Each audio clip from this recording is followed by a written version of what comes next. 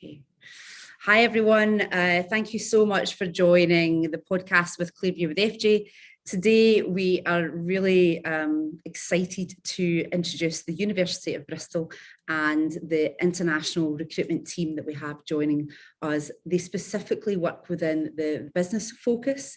So today, we will be touching on everything to do with business and also the university in a wider aspect as well, but asking your questions that you're also keen to hear about joining university, the admissions process, grades, scholarships, and much, much more.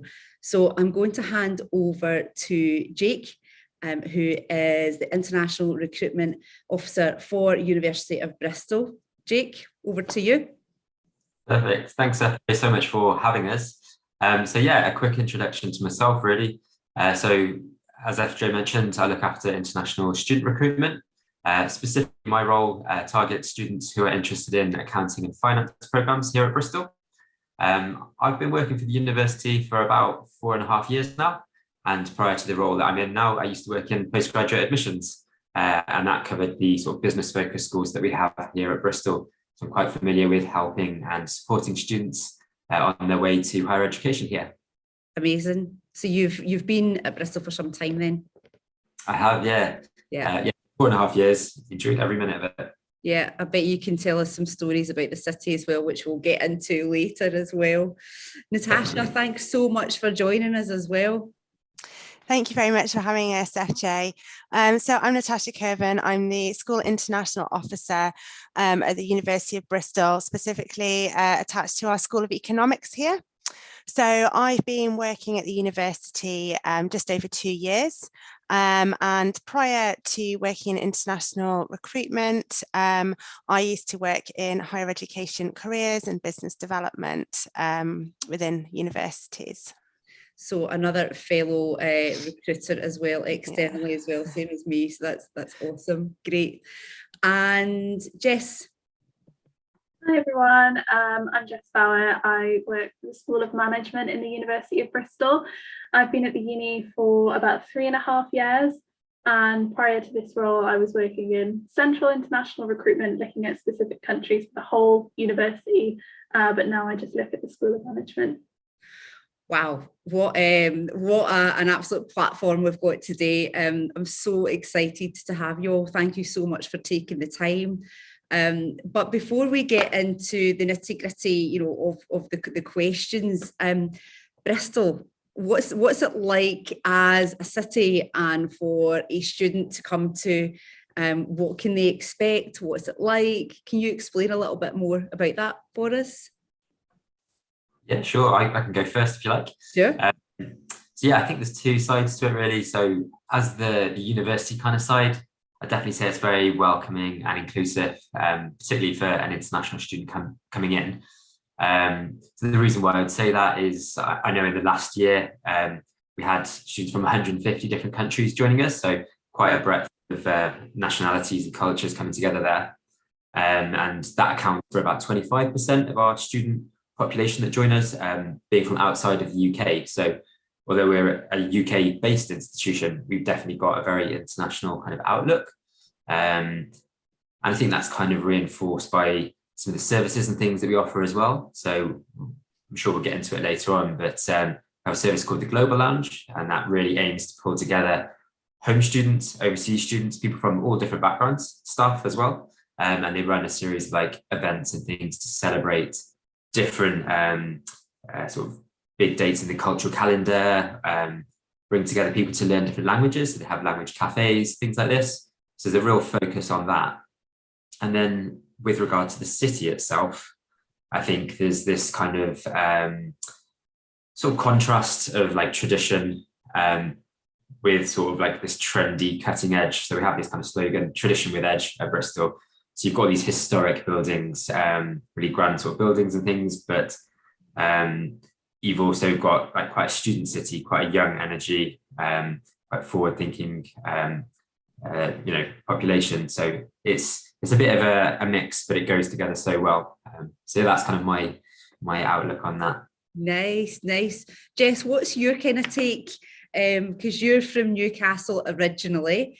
and you've obviously moved to Bristol. So how would you describe the city and the uni as a whole? Yeah, I didn't know too much about the southwest of the UK when I moved down here. I knew that Bristol was known for its music, its culture, its art, things like that, and it really didn't disappoint. It's a very active culture, and that can be seen in the city as a whole, with so many different venues and things to do, from music to art to film to theatre. So it does have a lot going on in the city. And the students really reflect this as well. Students are really motivated at Bristol to get involved, not just in their studies, but in things outside their studies as well.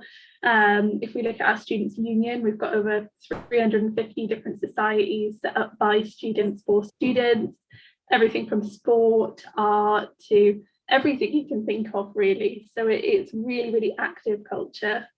Wow, that's 350 different societies. That's, yeah. How do you even remember like what one to talk about or go to, right? It's like they've got a huge choice. That's amazing.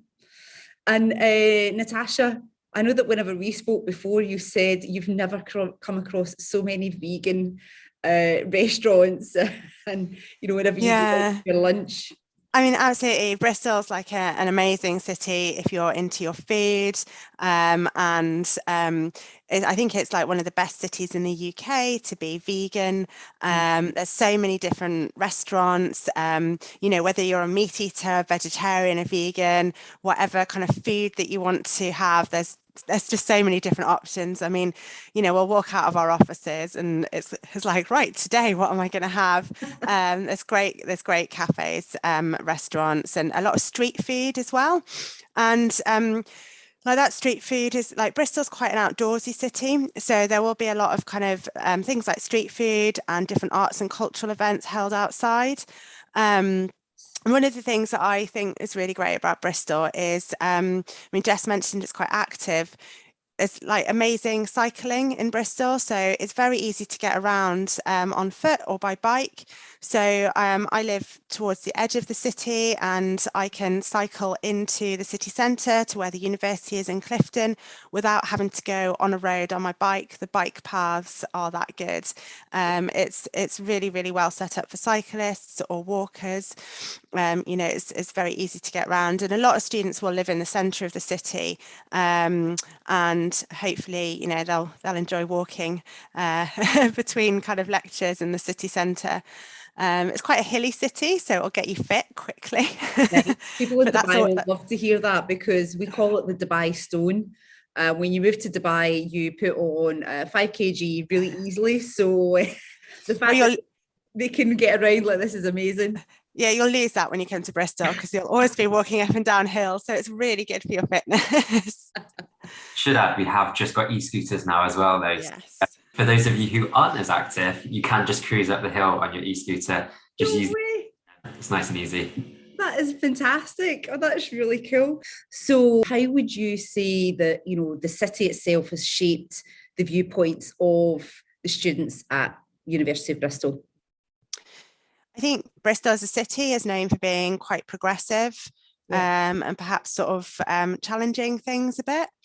And I think that kind of encourages students studying here to be quite forward thinking, you know, to kind of think about, you know, it's quite progressive. There's a lot of ideas. People are encouraged to get involved in things, promote change, that sort of thing. I don't know if Jess and Jake want to add anything to that. I'd agree completely. I think, you know, one of the big things at Bristol is about like employability, and, you know, not just doing your course and exiting your qualification. It actually needs to help you get somewhere. And I don't think employers want people that can just paraphrase a textbook. They want people that can think outside the box, challenge things and make a difference and bring things forward. I think Bristol's great for that. You know, I think just the culture and the vibe of the city itself has that kind of mentality of thinking different and challenging things. And that comes through in the university as well.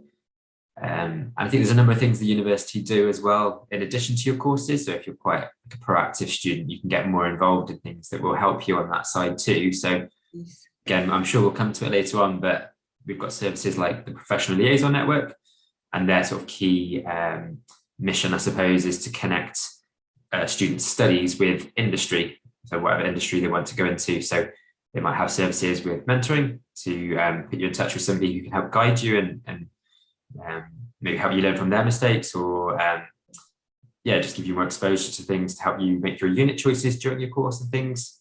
Nice. Or maybe insight talks, so somebody giving you their experience and the path they followed, or even like internship and placements as well. And they can sort of guide you with support to those too.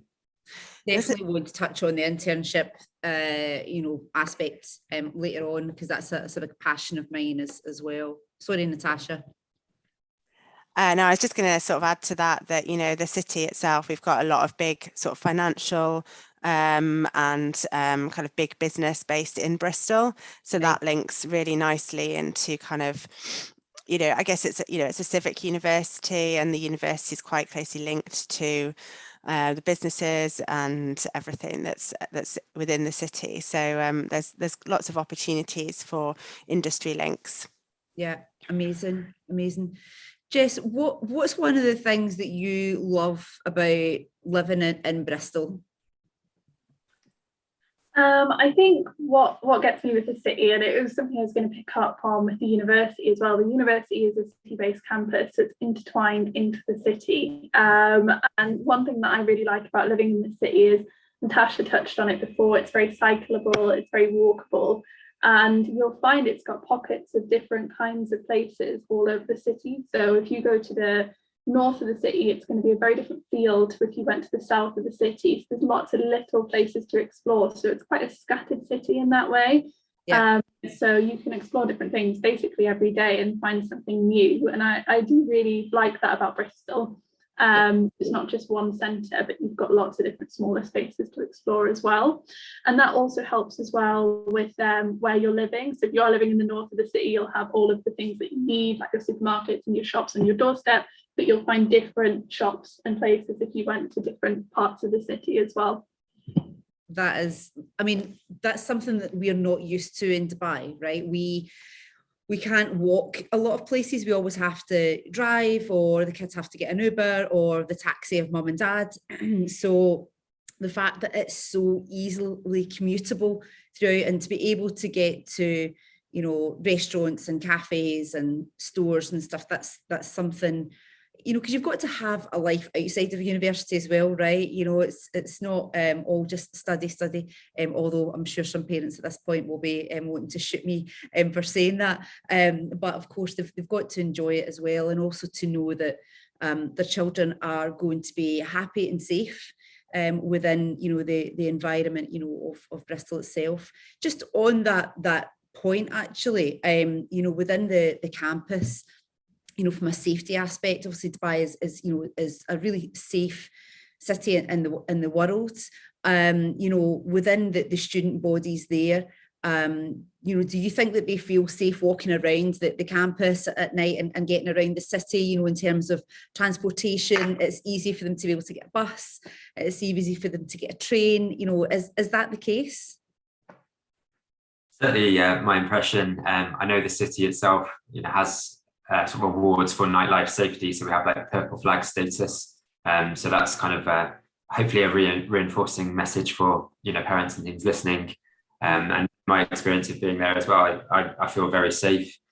I don't actually live in Bristol myself, but I've kind of lived either side, in cities either side, and Bristol is a much bigger city. And so, one of my concerns might have been, how safe it is or easy to get around. And, now working there every day, it's perfectly safe. And I think it's got this very sort of southwest of England sort of vibe that's quite like friendly and welcoming, which I don't think you would get as much in London. It's quite busy in London, everyone's got somewhere to be. I feel like there's much more of a laid back and friendly vibe here in Bristol. Nice. And what about from a female perspective, from the ladies, from your point of view, do you feel the same? Yeah, I do live in Bristol, and what I really like about it being the size of the city it is that there is public transport options quite late into the evening. So I mean, even if you don't want to walk home, if it is getting dark, quite late into the evening, there is bus options available and things like that. As well as, because of the size of the city, Uber and things like that are really easy to get, which is always quite nice to know and reassuring. So I do rely on the buses and Uber and things like that as well when it gets dark, and it's great for that. The kids will be, they're well used to Uber out here, but unfortunately they're going to have to pay for it themselves now, not on the bank of mum and dad, right? And what about you, Natasha? Do you feel the same way? Yeah, I mean, there's so as I said, I live on the edge of the city, and it's a bit cold and dark at the moment for me to be cycling into work. So I have been driving, and what's quite nice for me is, I'm going to the car park late at night to get, well, not too late, but after work when it's dark. But I know there's kind of campus security around as well, and there's a lot of campus security staff that you see. They're always driving around and kind of patrolling. So that's really reassuring. I mean, I think as with anywhere, you want to take normal safety precautions, but in general, areas are really well lit, and the areas around the campus tend to be quite busy with lots of people around as well, which is always nice to see. Amazing. That is going to be so reassuring for everyone, because it is a key thing on everyone's minds. And it's a question that I often get asked a lot. So being from the UK out here and working with so many students, how safe is it? So that will be really reassuring. Now, I know that so many of you have, worked in different universities. What's been the nicest surprise for you in terms of how the university operates different from other universities that you've been in? We're not slating off any other universities, but what's been a real positive for you about Bristol University as a whole in comparison to others? I mean, I'm happy to sort of very much just focus on the Bristol experience. I think for me, working here, it's a really kind of friendly place to work, and we're lucky enough to work across two teams, so we're all based both within the international office team and in each of our respective schools. And for me, my experience has been really positive. My colleagues all have that attitude where they want to do well and they're quite driven. It's wonderful working with Jess and Jake. We all want to try new things and come up with innovative ideas and make things happen. And I've seen that reflected across other colleagues as well. And that's one of the things that I think is really nice about working here. The staff want to do a good job. And there's a lot of opportunities within the university as well. There's a lot of opportunities for, training and, progression if you want it. And there's a lot of encouragement from other staff. And, I would say, thinking about the School of Economics and the academic staff I work with, they all really want the best for the students. Obviously they're very, a lot of them are doing research into their own subject, but, I sit in a lot of meetings where we all talk about student experience and try to make sure that, our students studying the subject are getting the best experience possible. And actually, just on that note, what is it like for students who are maybe running into difficulty, with their coursework? What is the university's approach to being able to help, those students who are, struggling a little bit? I'm happy to sort of chip in if you like. So I know, once a student joins us at the university, everyone's assigned a personal tutor. Okay. So they have like a single point of contact that's an academic member of staff to support them during their studies. And that's in addition to, the professional services kind of support, so administrative support that they get as well. They do have an academic reference point to go to with any concerns they've got. And that can be anything from the coursework side of things, but also the pastoral care side of things as well. If there's other things going on in their life, that academic member of staff is responsible to be a sounding board for those concerns and direct them to the right resources that might help them. And make aware of any, for example, forms they can fill out for any extenuating circumstances to sort of buy them some time, for example. There's great support on that side. I know sometimes students also aren't as comfortable to go direct to an academic member of staff. There's an element of pride, or they feel that it might reflect badly on them. So we do also have something called PASS, so peer assisted support sessions, and that's where we have more senior members of our undergraduate programs, for example, running kind of sessions where more junior, first year undergrad students can go along and ask questions and get support from their peers rather than the academic staff. So it's a bit of a nicer, softer touch to it. But it's also a way for our undergraduate students, once they get to those later years, to get some experience of coaching and supporting, which is good for their CV too. Yeah, that's amazing on both sides, because obviously it's given those more mature students throughout their course, being able to help out younger students, and like you say, it's really helpful for their CV as well. It's something that I say to a lot of students here, set up a mentoring group with younger students, because it's something tangible that you can actually speak about as well. And trying to explain something to someone who doesn't understand, and you manage to break through that barrier is really quite something. And there's a pride that they take as well, and the fact that they've been able to help someone out as well is something really nice. So the support is particularly strong at Bristol. What would you, for each of your own departments, obviously we've spoken about it before we came on the call today, academical grades are obviously, it's very set in stone. So for each of your departments, if you could just go over, what the typical grades expectations are to be able to get onto each of your departments, that would be great. Because now that we know that, they're going to get that support as well. If I was someone who, I might have gotten an okay grade in something, but it was still going to be part of my degree, to now know that I'm going to get that extra help outside is really something quite amazing. So it'd make me more drawn to your university as a whole. But if you could just go over the grades, that would be great. Jess, if we could start with you. Yeah, absolutely. So for the School of Management, if we're looking at our undergraduate programs, we've got our degree in marketing, our degree in international business management, and our degree in business and management as well. And for all of those, if we're thinking in A levels, we're looking for 3 A's. Alternatively, we could take A star, A, B. So there's those two options that we have.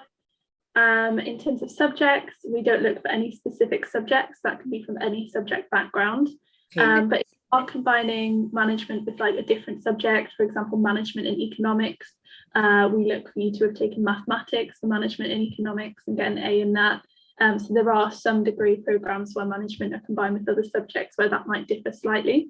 And then looking at other things, other academic achievements we're looking at GCSE or equivalents, those high school qualifications that you do before A levels, and for that we're looking at mathematics for management and checking that you've got GCSE mathematics for management.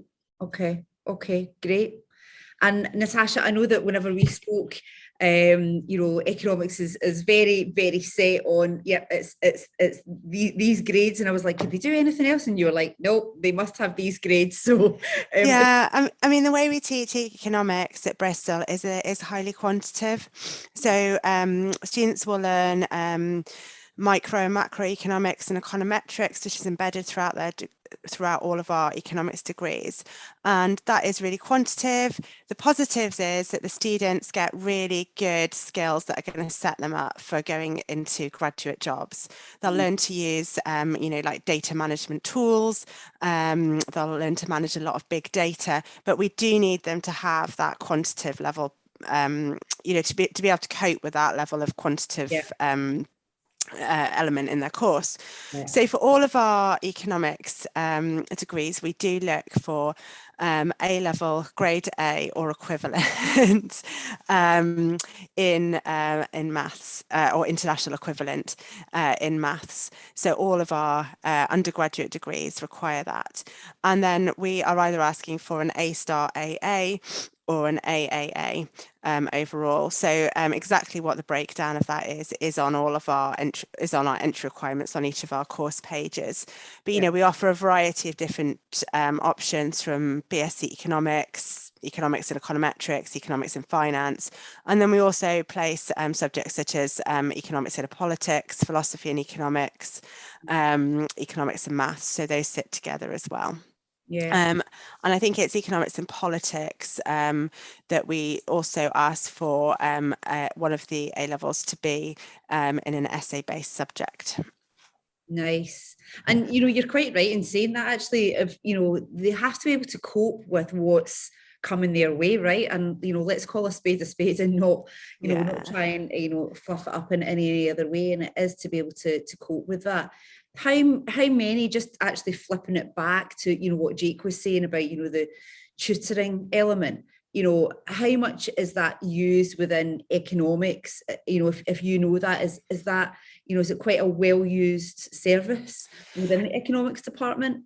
I mean, I think with economics, it really depends on the students. What we would say if someone was struggling at all is please speak up and ask for help. All of our academics have office hours every week, where if there's an element of the course or something that a student is struggling with, we'd encourage, they'd be encouraged to go and speak to the academic member of staff who can go through it with them in more detail. It's really hard for me to kind of quantify, how well it's taken up, but the support there if people are struggling, but we want people to be able to succeed, which is why we have these entry requirements, because they do need to have a basic grounding in the maths, really.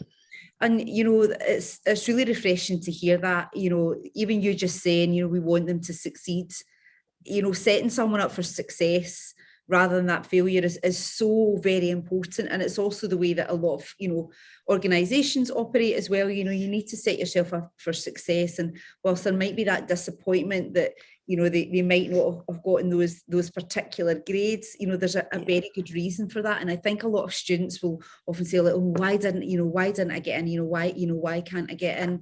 And that's the exact reason why. So anyone listening, that is the reason why. Absolutely. And what I would say is this with a caveat as well. I'm not sure how long this podcast will be around. Obviously, when we're talking about our entry requirements, these are focusing on the 2022 entry. So, if there's any changes or anything, I would suggest that anyone thinking of applying is do look on the course pages for the most up-to-date entry requirements, just in case anything does change in the future. Well noted. And Jake, what about your department? What are the grade requirements? Sure, yeah, we're kind of like the hybrid between economics and management, I suppose, because we do have those needs for the for the mathematics focus skills and things, because obviously we do have some joint honours courses. So we have a BSc in economics and accounting, so that's twinned with Natasha's school. So we do require the high maths for that. See our programs that are in the area of finance, so our BSc finance course. Again, you're going to need to be strong on the maths and quantitative skills to go into that discipline. And again, BSc Accounting and Finance is the same. But we do have our program joint with management, which is the BSc Accounting and Management. And that, because it does have that more social science flavour from the management side, there is less of a focus on mathematics there. So we're able to sort of remove the A-level maths requirement for that. So I guess we do require 3 A-levels, A grade, and for nearly all of the courses, one of those A's must be in mathematics. The only exception is the BSc Accounting and Management course, where we would just have GCSE level maths or international equivalent or whatever you got at high school. Okay. The one thing I would say, just following on from Natasha, was that obviously we don't want students to fail, so that's why we do have these high requirements. We want students to be at the right level to succeed on the course. And the things I think about Bristol, I know from my school in particular, like our academic staff, it's not overly sort of hierarchical. They're not expecting students to call them like professor or doctor. I know a lot of our academic staff would expect the students to call them by their first name, break down sort of barriers and things, and it makes them a lot more like approachable. So if you are struggling, go and speak to Ricky, for example, and tell them when you're first starting to have those issues, because obviously a lot of the courses build on that knowledge, and the longer you leave it, the harder it is. So we want people to feel comfortable contacting the staff right at the beginning. That's amazing, because I know that even whenever I go into schools out here, they'll constantly call me Miss. I'm like, no, I'm not a miss, I'm just FJ, right? And it's that transition from school to university, and the fact that, you know, you guys do that as well, it does just help break down those barriers. And I suppose that, you know, what we have in our heads of, you know, what it's like, you know, and already, you know, scared and, you know, a bit nervous, not only are these kids moving country, but then going to study in a completely different format altogether. So that's really nice to hear that you guys do that. And I know that whenever we spoke before as well, Jess, you were saying about how first year they can actually choose to, after first year, they can choose to go into another course. Is that right? Yeah, so for our management programs for marketing, international business management and business and management, all three of those programs have the same first year. So it's building that same foundation of knowledge. So you'll be studying the same classes as you would if you're taking marketing or if you're taking international business, for example. It's not guaranteed, you still have to apply for it, but if you do get to the end of that first year and say you're in business and management and actually you really fancy doing marketing, it does make that transition a little smoother because you will have studied the exact same courses as the people on that subject. So it does make that a little bit easier, and give you that option to apply for a change if you so wanted to after your first year.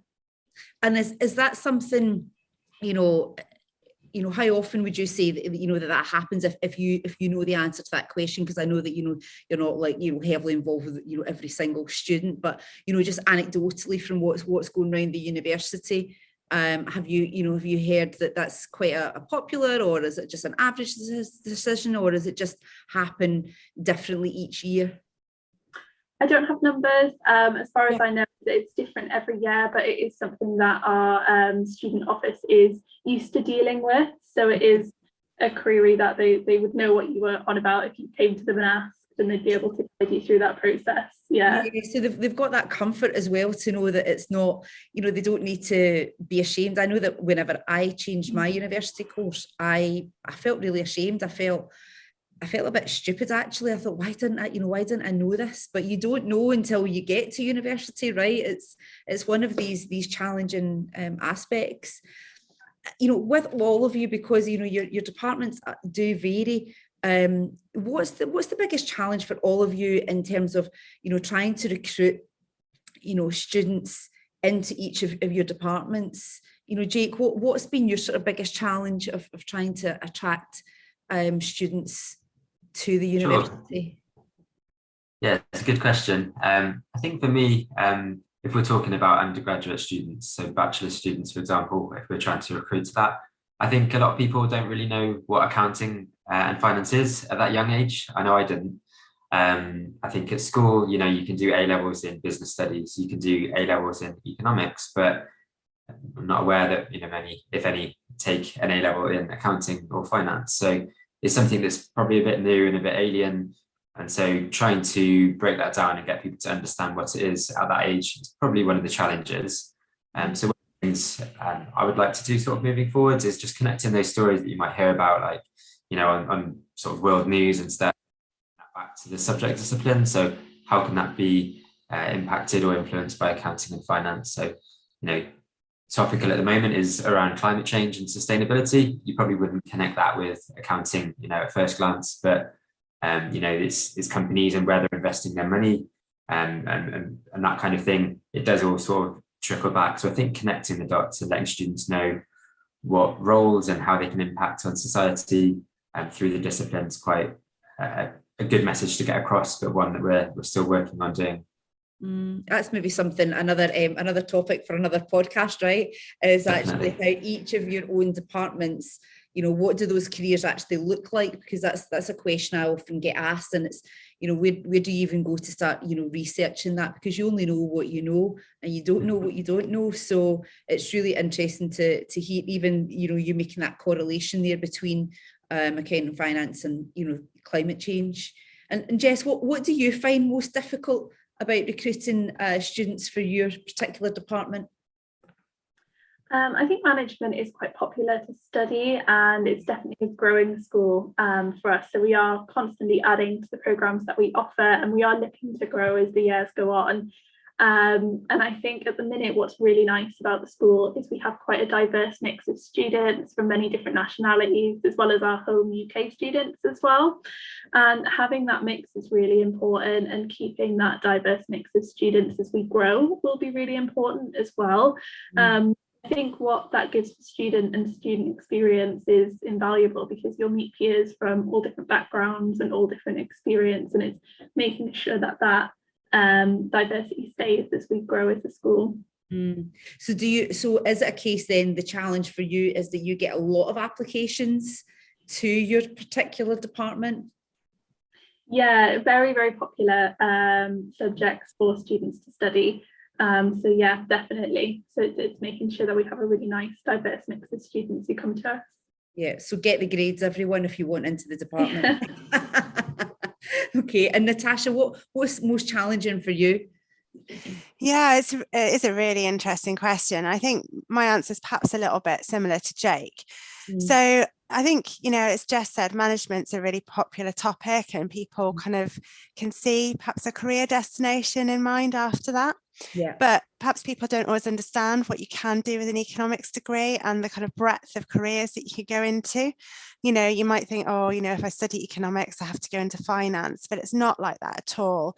I mentioned one of the things with our kind of quantitative teaching at Bristol is really good for people who want to go into data and kind of managing big data. And we're seeing a lot of economists being employed in that area. There's also a lot of people who go and work in things like NGOs, development organisations, and things like public policy and government and central banks and regulators and stuff. So it's not just like you do economics and you have to go into finance. There's so many diverse careers that you can do, that are really going to influence, the world and public policy. And, we've got some great academics here who are doing a lot of work to try and kind of focus on sort of why study economics, and like breaking down economics to kind of the general public to make it more understandable. So yeah, I'd say just people understanding the breadth of careers that you can do with it, and how it can have a really big positive impact on the world. It's probably my challenge, but it's an exciting one, and there's lots we can do to carry on communicating that. Definitely, and I know that whenever we spoke the other day, I was telling Natasha, guys, that actually a lady that I used to work with in Blackrock, she studied economics, and she did actually go into finance initially, but she moved out, and she's actually just been promoted. She works within Uber. She moved back out to the States, and she's actually now the chief of staff for Uber, so in New York. And she was actually, I think it was the SVP for customer experience, as well. So not typically what you would associate with like economics, right?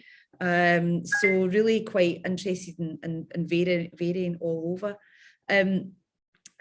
Just going on to each of you individually, picking on you both now, you all know. I know that whenever we spoke, Jess, you actually chose a different degree. You actually didn't want to go into teaching. You'd chosen to go into teaching, and then you decided not to. Could you give us the background story on that? Because I think it's so relevant for so many students, and that fear of, what if I finish and I don't want to do it? How can I transfer those skills into another role? Yeah, absolutely. So my degree is in English language, and then I went on to do my PGC teacher training qualification at Bristol, actually. That's what first initially moved me down here.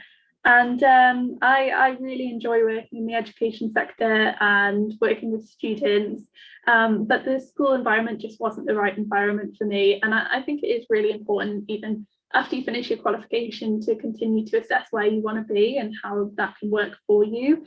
So though I'm not working in a school anymore, I'm still doing things like this. I'm still working in a career in higher education, and still promoting the benefits of education, which I really do enjoy. And that is something that my qualification is still definitely helped me with, and it's definitely still applicable to what I do now, but it's a very different path to what I'd originally intended, which is absolutely fine. There's so much you can do with the skills that you learn from any subject. And for me, my priority is to stay in education, but to work in a different kind of role. Was that a difficult choice for you to make? And how did you approach that subject with your parents, right?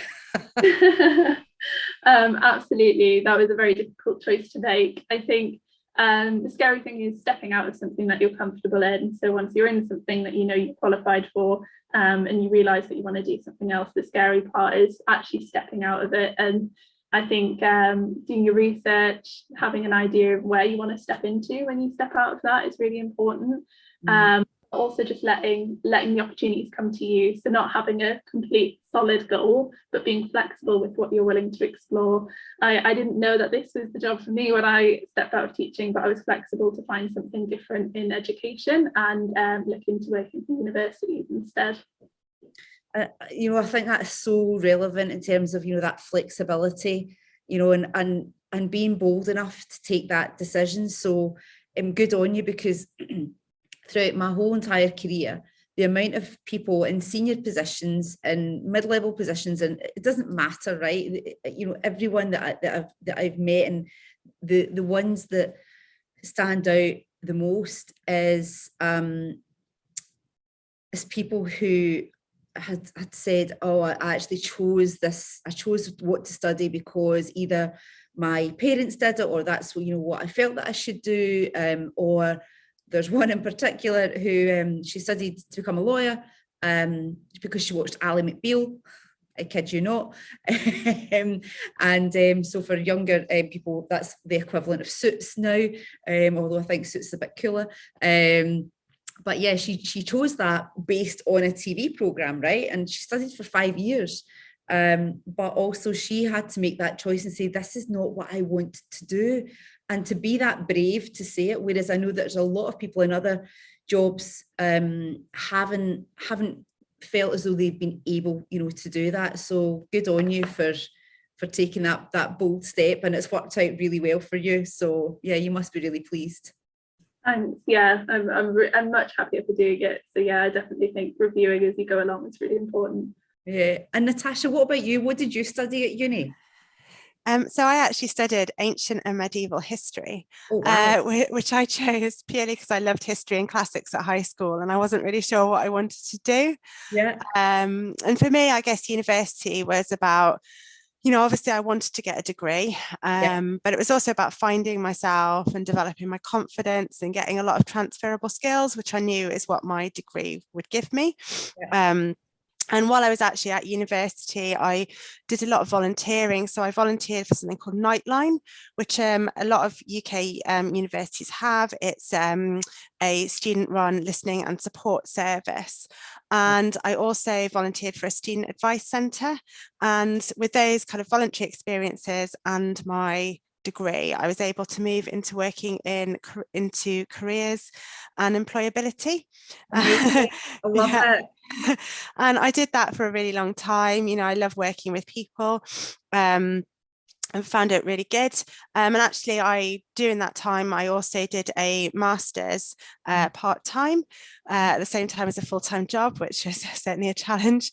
And I did that in heritage management. So still sticking with the history interest, but I chose to do heritage management because I wasn't sure if I definitely wanted to go and work in heritage. Yeah. So I knew the management side of it would give me more options. And I've actually used a huge amount of that kind of the management side of it in previous jobs and in my current job. You know, it covered lots of elements of marketing and, you know, kind of project management and, you know, things that are really important in my current job. You know, and after spending quite a lot of time working in careers, I decided that I really believe in kind of global education. So I took a lot of my experience and was able to move into supporting international students. So, and I think that also shows, right, you know, the fact that you thought, you know, broadly in terms of, okay, I'm not sure, but actually that management piece I'm able to use, you know, as well. And it's funny, one of the graduates whilst I was at Lloyd's of London, He actually studied history as well, and moving into the finance, world, insurance world. You wouldn't have thought typically, a history, degree would fit that.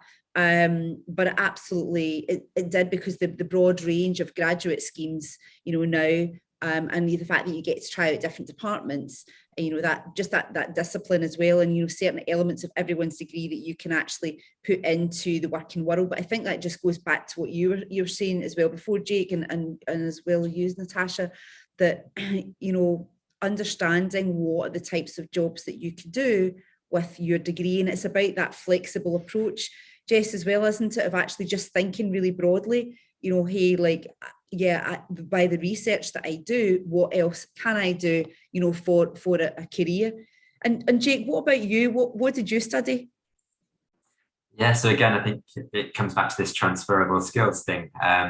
So I think when I was at school, I didn't really know what I wanted to do. And I wish I'd known somebody like yourself, FJ, in terms of like a careers counsellor, because I knew what I enjoyed, but I didn't really know how I could turn that into a job. So, my thing was all around sort of like, the thing I excelled at was like sports and health science sort of stuff. So that's what I knew I was good at, but I didn't know how to turn it into a career. So I did do a bachelor's degree in sports biomedicine and nutrition.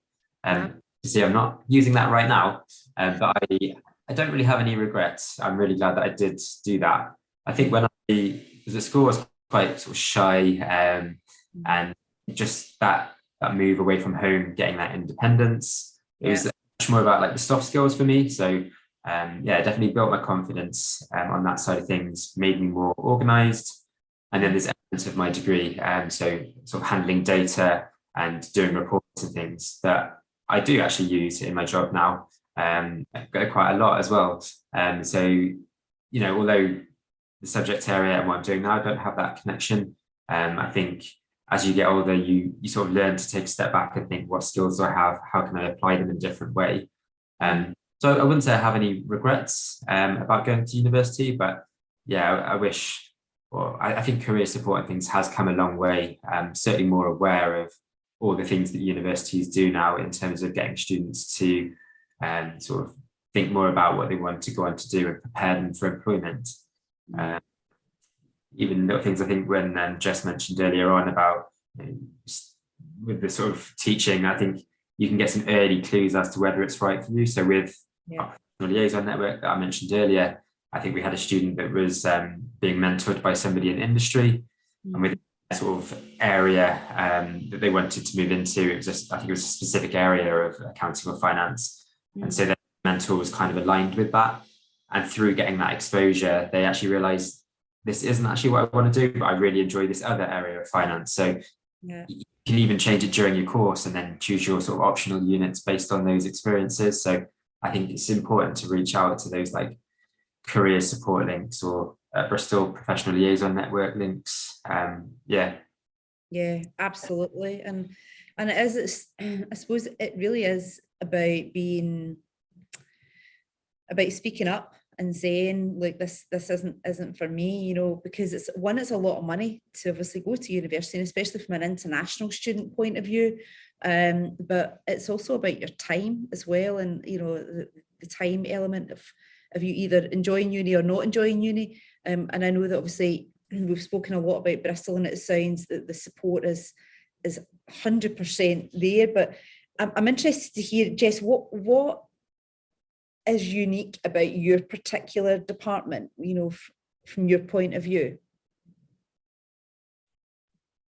Yeah, absolutely. So I think what's interesting about management is that the academics really do present it in context. So students need to be open to thinking critically about challenges within the sector.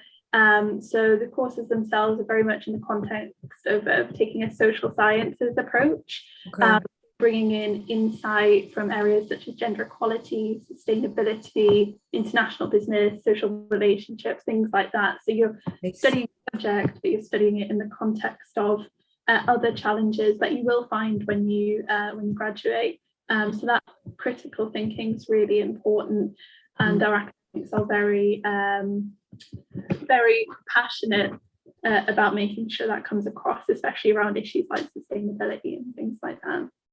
And on that, what do you think that it takes for a student to be successful within your department? What is it you feel that they need to do? So whenever you're actually recruiting someone, what would be the things that you would either look out for or advise them, to set themselves up for success within your particular department? I think that one thing is to think critically, to be open to thinking about things in context. I think another thing is to really jump in, like we've talked about a lot of the careers service and a lot of the PLN and different things we have around the university. And from day one, I think it's really important to explore those opportunities. Those opportunities that link specifically to management and ones that are available to the wider university as well. I think a successful student is someone who gets involved in that alongside their course. And then we do work with students ourselves who are international ambassadors, and they're brilliant, and they help us in the international office a lot.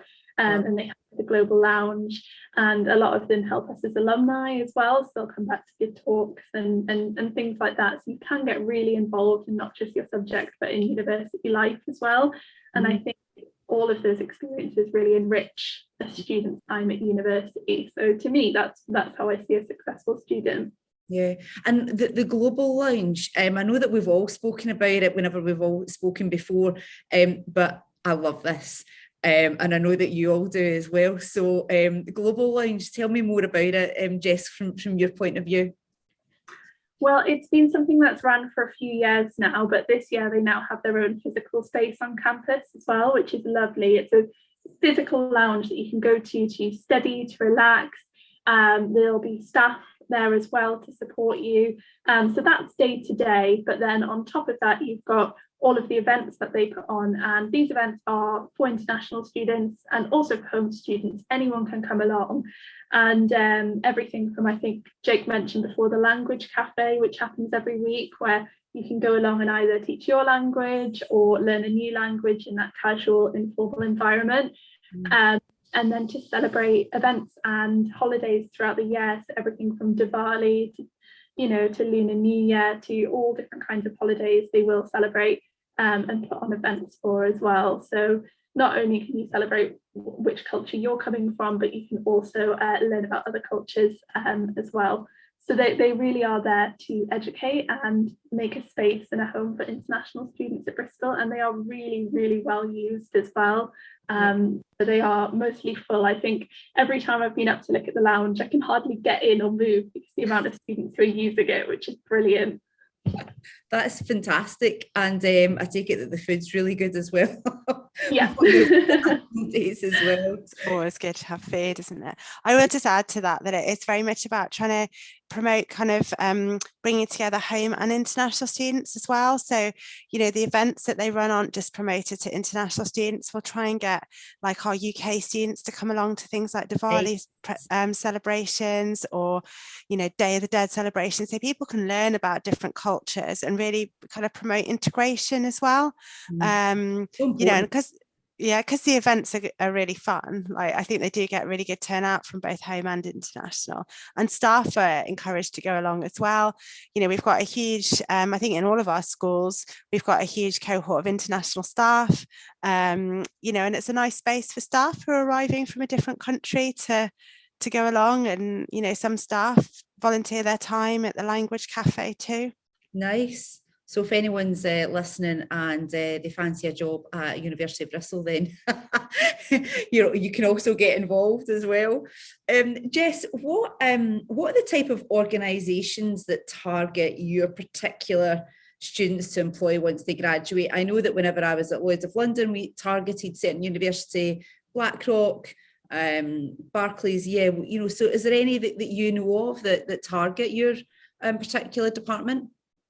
Yeah, so I think talking about previous graduates' destinations is really lovely here, because examples always help it to become real, right? Yeah. So I think there is just such a wide range to mention: public, private, not-for-profit, lots of different types of organisations. Management being such a broad subject. Our graduates go to lots of different destinations. So just to name a few, you've got banks like HSBC, large companies like PwC, places like the United Nations as well for our previous graduates, and also places like Louis Vuitton as well. So a real range of different places that they've gone on to work. And also, to put statistics for Bristol, we are the 7th most targeted by the top 100 companies in the UK, and that was from the graduate market in 2021 survey as well. So I've got examples, but also statistics to show that we really are known for our reputation. Wow, that's pretty impressive. and Jake, you know, we spoke before about the Think Big programme. Can you tell us a little bit more about what this programme is? Yeah, absolutely. So it's a university-wide sort of scholarship scheme. So Think Big is our flagship scheme, and it seems to have grown year on year. So this is our biggest year yet for students joining us in 2022.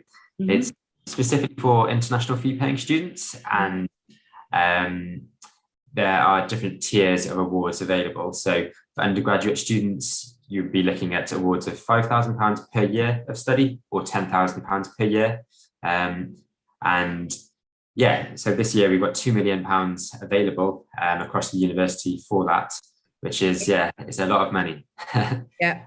I don't know if we have many sort of postgraduate viewers for this, but that scheme is also open to them. And there's a further level of awards for them, which goes up to £20,000 as well. Wow. Yes, it's a great scheme. It does operate slightly differently, perhaps, to some scholarship schemes at other universities. So I know other places might focus solely on academic merit, you know, who's got the best grades and whatever. You know, Bristol is one of the top universities in the world, so we know that all of our offer holders are going to be of a high caliber. So we don't tend to use that so much as a metric to score people against one another. What we're for is people that think big. So they've got a plan in place of, you know, how they're going to use their course to achieve big things, perhaps think back to their community, and actually maybe to give us some examples of what they've done to date in terms of, you know, working with their community either in a voluntary sort of way. And when I say community, that could be charitable stuff or their local area, but it could also be a community associated with their subject discipline they want to go into. So it's kind of open to interpretation. And the other thing I should add about our scholarships there is that we do have some awards that are ring-fenced to our specific schools, so our business-focused schools, if you like. Okay. Accounting and finance and economics have awards specifically ring-fenced to our undergraduate applicants. Okay. And then at graduate level, all 3 of our schools, so management included too, have ring-fenced awards. So it is a competitive process. Students do have a greater chance of being successful because those are ring-fenced and they're in addition to those Think Big awards. And how does the scholarship application process happen? You know, what are the things that they need to do to apply to the scholarship programme? Yeah, sure. It's actually quite straightforward, quite simple. So first of all, you do need to apply to your programme of study. So that's important.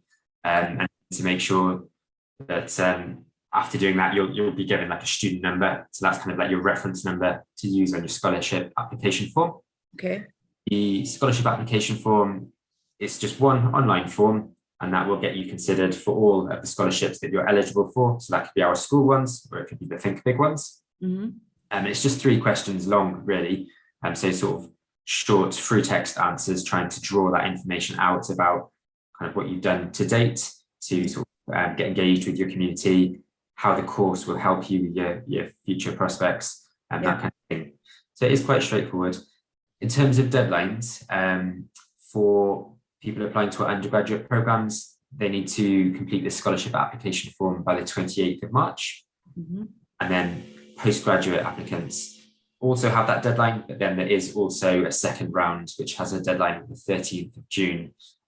So yeah, they get a second bite at the cherry if you're a graduate student. Nice.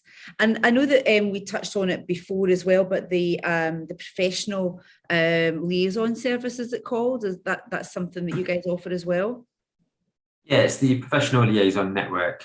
So we call it the PLN for short. So yeah, that's something that's actually unique to our faculty at the university. So our faculty of Social Sciences and Law is where all of these programs in management, economics, and accounting and finance sit. And this is a faculty-led service. So they also support students in our law school and School of Education, for example, and others. And it's all about connecting students' academic studies with industry and connecting those dots to either sort of, I guess, confirm to students what they're doing is kind of what they want to do, I suppose, and get that real life exposure. Also to make those like industry connections and to network. So some people might make contacts that way that they then go on to use after they graduate too. Nice. Yeah, there's a number of different ways they operate to do it. So I think we've mentioned a few before, but they have mentoring schemes. So yeah, you can shadow somebody who's working in a role that you might be looking to go into. They have insight talks where somebody from industry will come in and talk about their experience and what sort of life is like in their role or in their company. Yeah. And then they do also do some support for internships and placements as well. Okay.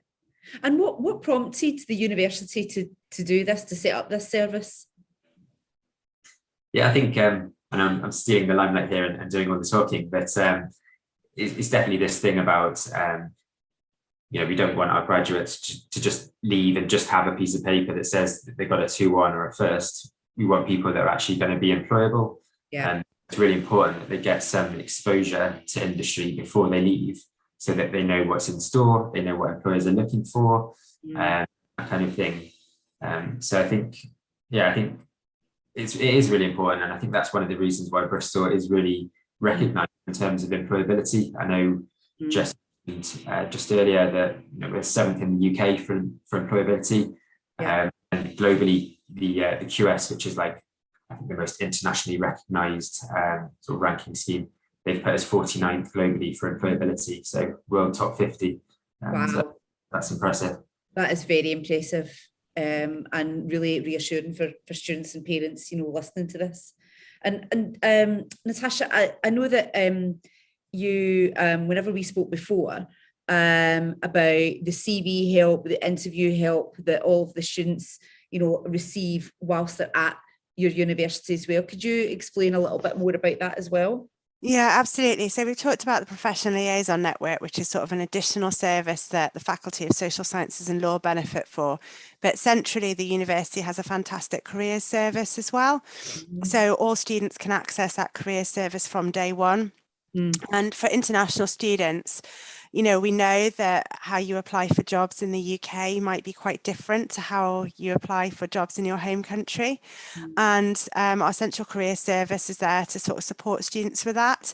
There's a variety of online face-to-face options, and they also organise all the big careers fairs across the year. And bring the big employers onto campus so students can kind of meet them. So all the sorts of things that you'd expect a university career service to offer. But I think that sort of support for international students around applying for jobs in the UK is really important. And also there's support if students want to return to their home country. So they have a variety of fact sheets and information about navigating job markets in different countries. So it might be actually they don't want to return to their home country. They might want to go and work for a company in a completely different country. Exactly. And the career service has fact sheets around that sort of thing. And they also have been working really hard to run events based around things like they've run an Asia Careers series and stuff like that. I can't guarantee that will run every year, but I know that they're looking more and more at international focused careers, kind of, to meet student need and student demand, so that that we're really making sure that we support students who want to have a global career after they finish at Bristol. Wow. And whilst I've got you, economics department, what would you say it takes to succeed in economics department? I mean, that's a really good question. And I think I've talked a lot about the maths that we need. So, that strong quantitative background, and students, wanting having a strong maths background is really important to be able to develop those quantitative skills to succeed in economics at Bristol. But also, I think Jess touched on it a little bit as well, becoming an independent learner, to get a wider understanding of the issues that are kind of affecting economics and being able to think logically and critically.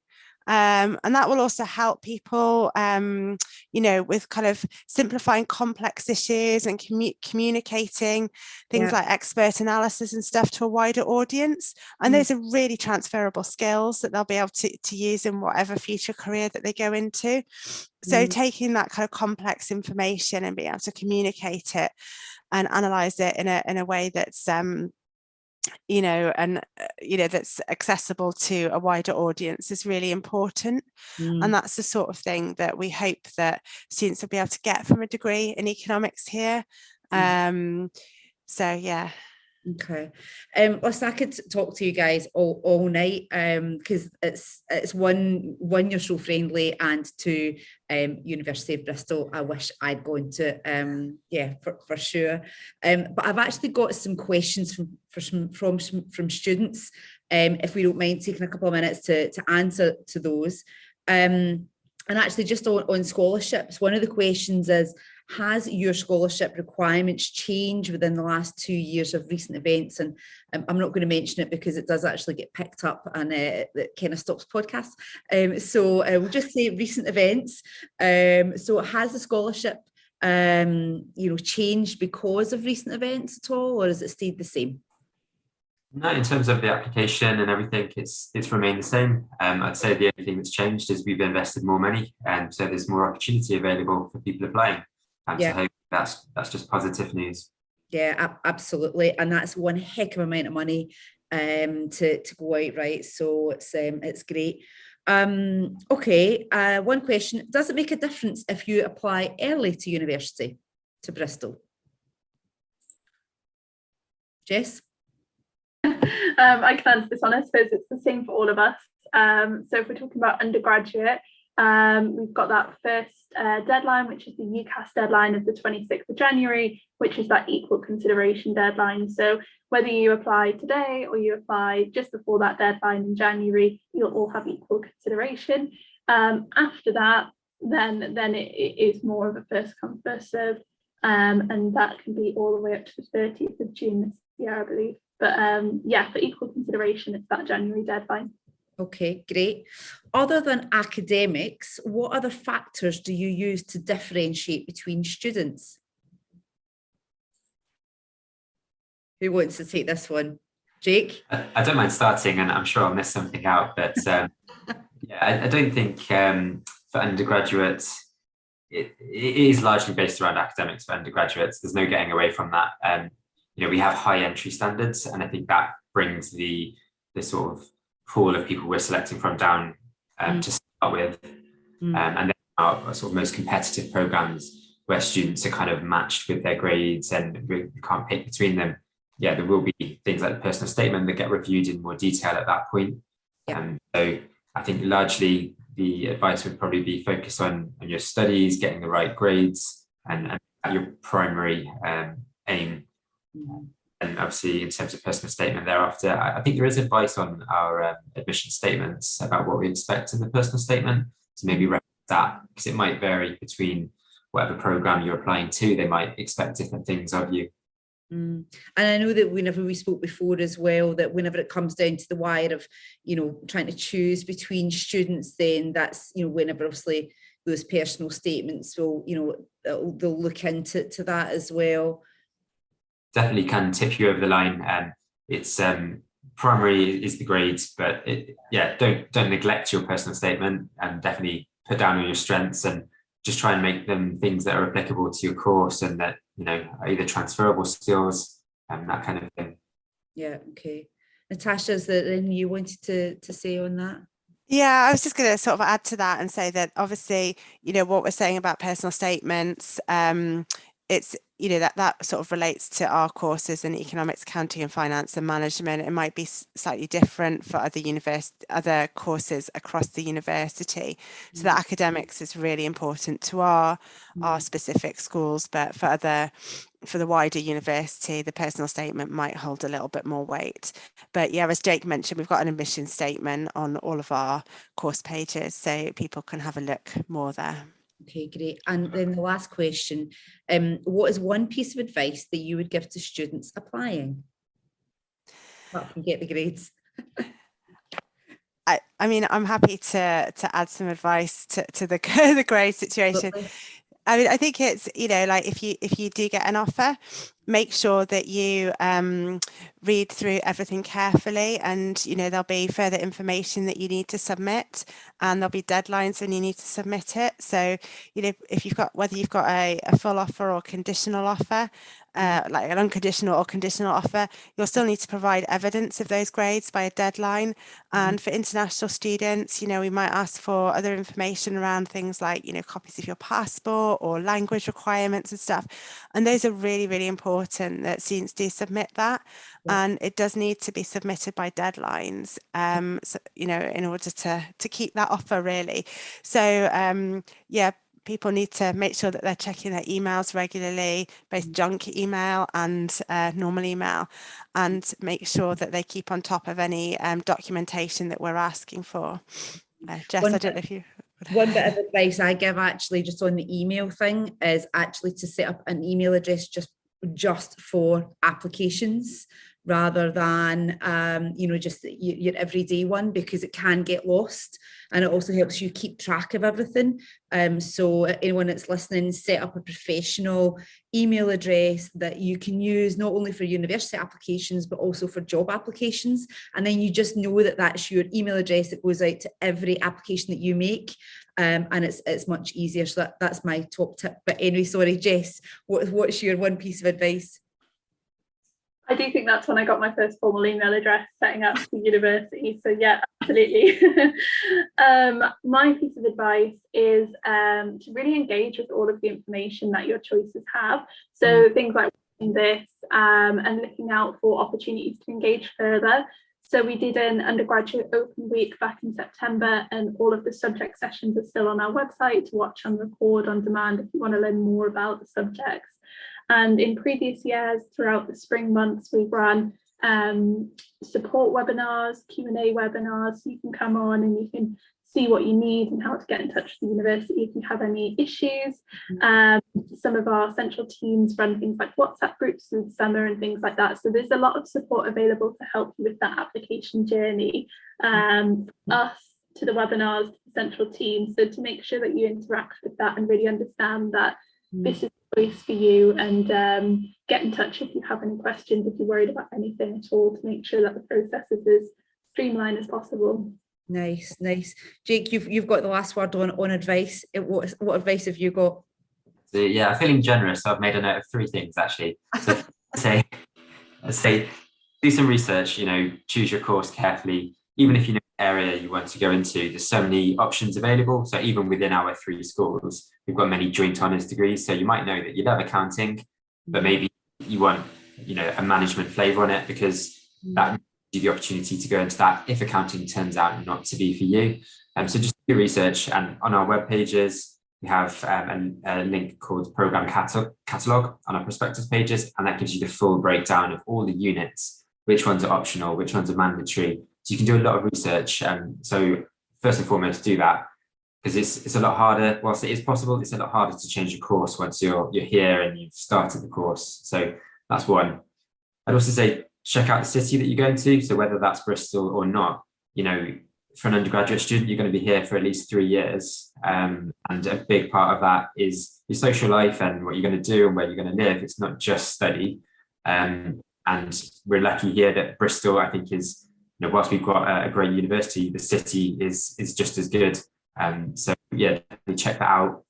We've got lots of multimedia sort of videos and things, so you can kind of get a bit more of a feel for what it's like here rather than just read well. So check out the resources.